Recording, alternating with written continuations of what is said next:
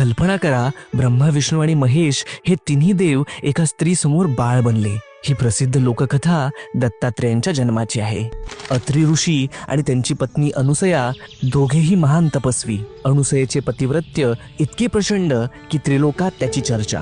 एकदा नारद मुनींनी त्रिलोकी फिरत असताना देवलोकांमध्ये अनुसयेच्या पतिव्रत्याची खूप स्तुती केली। ती स्तुती ऐकून देवी सरस्वती, लक्ष्मी आणि पार्वती यांना मत्सर वाटू लागला।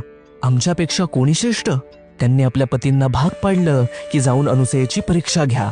ब्रह्मा, विष्णू आणि शिव साधू वेशात अत्री आश्रमात आले। साधूंनी अनुसयेला म्हटलं, आम्हाला भूक लागली आहे, पण एक अट, तुम्ही निर्वस्त्र होऊन आम्हाला अन्नदान करा। यांची अपेक्षा मान्य करावी तर आपल्या पातिव्रत्य धर्माला बाधक होईल, आणि जर ती अमान्य करावी तर भुकेले अतिथी घरातून निघून जातील। करावे तरी काय? तेव्हा तिने कमंडलूतील गंगोदक घेतले आणि त्या तिन्ही अतिथींवर सिंचन केले, आणि अद्भुत, त्या क्षणी त्रिमूर्ती लहान बाळ झाले। अनुसयेने त्यांना आईप्रमाणे कुशीत घेतलं, स्तनपान करवलं आणि पाण्यात झोपवलं। बराच काळ तीनही देव परत न आल्यामुळे तीनही देवी चिंतित झाल्या। झालेला सर्व प्रकार समजताच त्रिदेवी घाबरून धावत आल्या। अनुसयेने दयाळूपणाने सर्वांना मूळ रूप दिलं आणि त्यावर प्रसन्न होऊन त्रिमूर्तींनी वरदान दिलं, अनुसया, आम्ही तिघेही पुत्र म्हणून तुला प्राप्त होऊ।